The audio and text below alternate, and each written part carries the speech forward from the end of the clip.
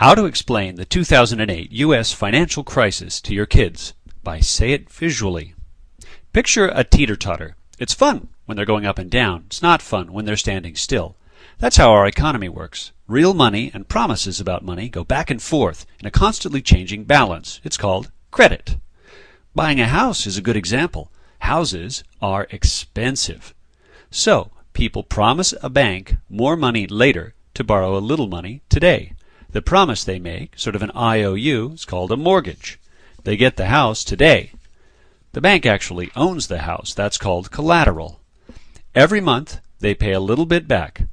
The bank collects a lot more money than they loaned out in the long run. Having the money to lend is called depository banking, because banks have to maintain big deposits of money to loan out. Another way money and promises go back and forth is called investing.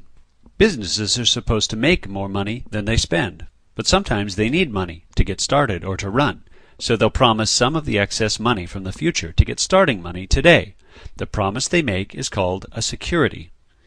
Handling securities is a lot like handling money. So these banks are called investment banks. So, basically, there are two kinds of credit activities. You could say depository banks sell money for promises. You could say investment banks sell promises for money. Until about 10 years ago, the rules set by the government after the Great Depression kept depository activities and investment activities separate. Then, in 1999, the government eliminated some of these rules in what they called the Financial Services Modernization Act. Suddenly, modern financial services companies could do both. This connected depository activities with investment activities. For example, groups of mortgages were bundled together and sold to investors. These mortgage-backed securities looked safe. After all, don't people always pay for their houses? Shortly after this, the federal government also decided to help more people get houses. They sort of lowered the borrowing money side of the depository totter to help more people get on.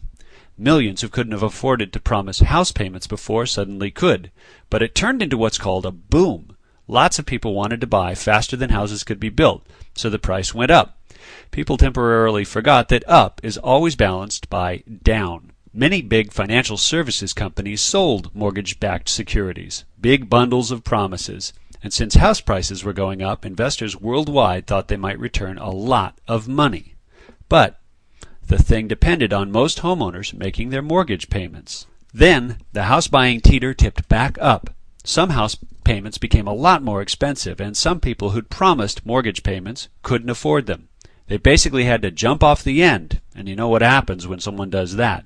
House prices dropped and the boom disappeared. But the other end propped up the investment totter.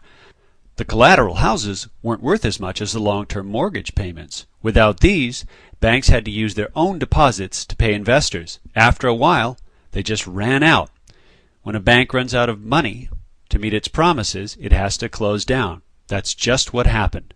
Now the government is trying to decide what to do. Help homeowners? Banks? Investors? It's a worldwide problem. Meanwhile, the back and forth of money and promises that keeps the economy moving is slowing down. It affects currencies, businesses, hospitals, households, and everything. Credit is like air going in and out of a body.